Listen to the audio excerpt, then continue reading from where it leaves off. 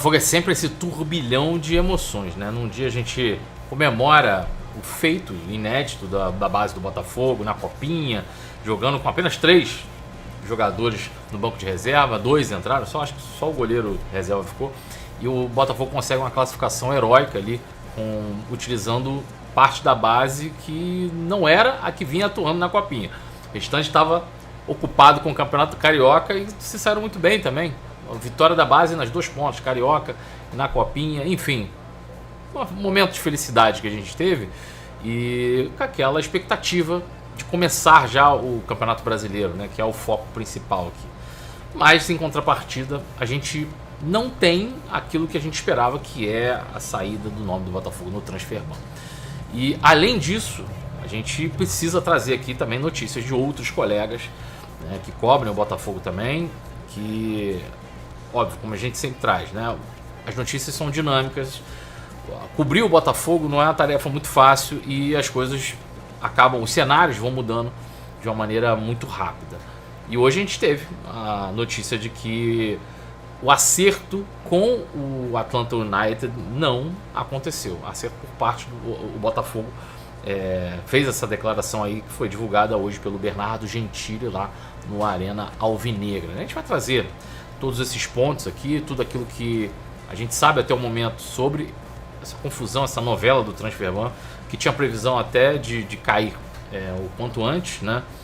Hoje, o próprio jornal o Globo também tinha colocado a respeito de um aporte financeiro vindo de 2 investidores. A gente explicou o caso aqui para vocês, matéria do JP Fragoso lá no jornal o Globo, explicando sobre esse aporte de 268 milhões, sinalizado pelo John Texor, vindo da FUB TV e de um outro empresário, e que parte desse aporte cairia hoje para o Botafogo, né? E parte desse aporte caindo hoje seria utilizado para pagamento do Transferban. Óbvio que cair hoje o Transferban seria uma tarefa muito difícil, dependeria de uma agilidade tremenda para que as coisas acontecessem e influíssem no tempo recorde. Mas enfim, a gente tem um conflito aí de algumas informações que é necessário a gente explicar aqui a linha do tempo correta para a gente entender em que pé está essa situação. Além disso, claro, falar sobre algumas informações de mercado da bola, interesse do River Plate no Tuco Correia, mais notícias da imprensa argentina falando sobre Medina, mesmo com esse turbilhão de Transferban, e outros interesses do mercado da bola ditos por outros jornalistas ao redor do mundo. Enfim, tudo isso eu vou trazer para vocês depois da vinheta.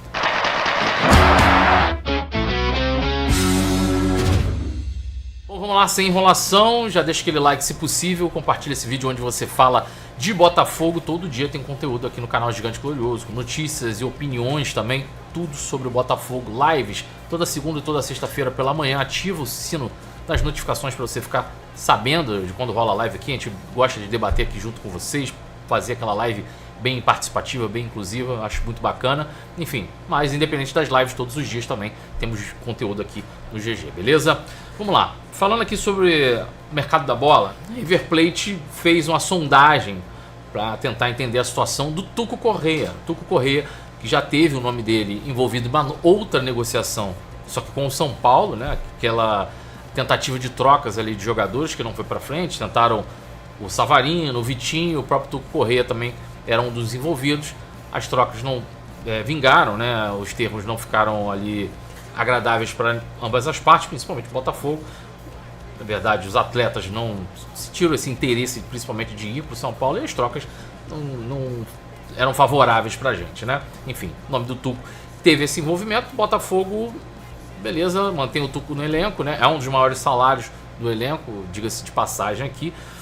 E agora surge o interesse do River Plate, do Marcelo Gallardo, no Tuco Correia. Inclusive, pedido do próprio treinador do River Plate, né? O Botafogo não se opôs a ouvir o que tem o River Plate a dizer nessa negociação, nesse princípio de conversa ali, né? No caso, não tem nenhuma proposta oficial ainda do River Plate para o Tuco Correia, mas o Botafogo se abriu ali a realmente ter a conversa com o clube argentino. Bom, o que a gente pode dizer sobre a possível saída do Tuco Correia? Eu não veria nenhum problema na saída do Tuco Correia, né? Porque fez uma temporada que não entregou aquilo que a gente espera, e ainda com a permanência do Savarino, tem uma disputa ali de posição também com o Tuco.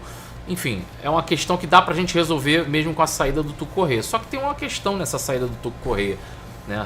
Dessa possível saída. Estou colocando aqui de uma maneira hipotética, porque ainda está no começo de conversa, ainda deve rolar a proposta, não tem proposta oficial ainda, apenas o começo de conversa do River Plate com o Botafogo. Mas sobre a saída do Tuco, no momento com a questão do transfer ban, fica um pouco prejudicial, porque você perde um atleta que já está inscrito. Se você, mesmo que você contrate um logo em seguida, você não consegue inscrever esse atleta. Então o Botafogo realmente sair prejudicado nisso. Enquanto não resolve a questão do transfer ban, acho uma negociação que não tem condições de ir para frente. Você perdeu um atleta e que você não vai conseguir repor ele de imediato. A gente está numa situação agora que, por conta dessa não saída do Botafogo do transfer ban, temos ali um Vidalba que não pode estrear, temos o Ítalo, temos o Riquelme, jogadores que a gente podia estar já experimentando nessas próximas partidas, e a gente não vai poder por conta do transfer ban. E por que eu estou batendo nessa tecla? Porque hoje, na imprensa argentina, falou-se novamente do nome do Christian Medina, da possibilidade de vinda, de resolução ainda hoje, da vinda do Christian Medina para o Botafogo. E, claro, o embargo, né, do transfer ban certamente deve estar atrapalhando essa negociação. Quem deu essa notícia hoje aqui foi o Fernando Pujol, né, que cobre o mercado da bola argentino, e ele colocou aqui que hoje pode ser um dia importante para a finalização da chegada do Christian Medina no Botafogo. A ideia é resolver isso e, se for possível, que ele não jogue na segunda-feira, né? Sua saída dos Estudiantes foi acordada verbalmente, assim como seu novo contrato com o Fogão. Ainda botou ali o emoji de assinatura. Esse caso também foi muito replicado pelo César Luiz Merlo, que esse é um jornalista que a gente tem aqui como uma referência do mercado da bola. César Luiz Merlo e o Fabrício Romano, acho que são dois nomes, né? O César Luiz Merlo mais cuidando do mercado sul-americano e o Fabrício Romano a nível mundial, né? São duas referências aí no que se diz respeito ao jornalismo esportivo e mercado da bola. E o César dificilmente erra, não lembro de alguma vez dele ter errado isso. Ele basicamente cravou a vinda do Medina. Só que, claro, nesse caso aqui do Ferpujol, ele não coloca em pauta a questão do transfer ban, que pra gente é importante entender isso também, né? Como é que tá essas tratativas em relação ao transfer ban dos empresários do atleta, que querem que o atleta tenha visibilidade, mas enquanto isso o atleta não poderia chegar já atuando, né? Isso entra em conflito com a ideia dos próprios empresários. A gente trouxe aqui várias vezes, a vontade deles é trazer para um clube que dê visibilidade ao Medina. Se o Medina chega e não pode jogar de imediato, mas tem aqui uma negociação para que o Medina jogue dia X, dia Y.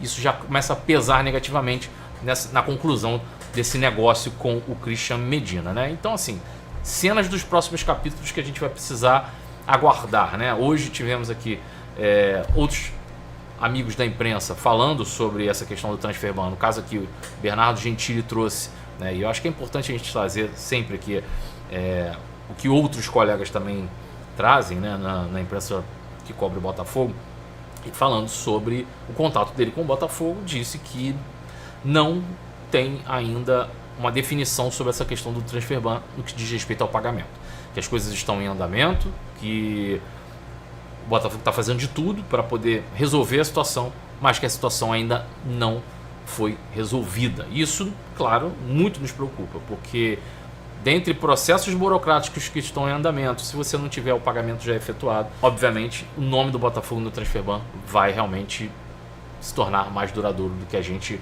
imagina. Uma pena. Enfim, trazendo aqui respeitosamente também o ponto do Bernardo Gentili, que foi levantado hoje lá no seu programa no Arena Alvinegra. Botafogo é esse misto de coisas boas que acontecem e preocupações que surgem também, né? Nessa sexta-feira eu não queria estar trazendo um assunto que nos preocupasse aqui, né? Vamos relembrar, essa mesma semana aqui, o JP Fragoso, do Jornal o Globo, trouxe que o Texas sinalizou um aporte de 268 milhões vindo de dois investidores, como eu falei, um da Fubo TV, né, os sócios da Fubo TV, que é o streaming lá do Texas também, e um outro empresário que não foi revelado o nome, que muita gente até especulou ser o Marinax, enfim.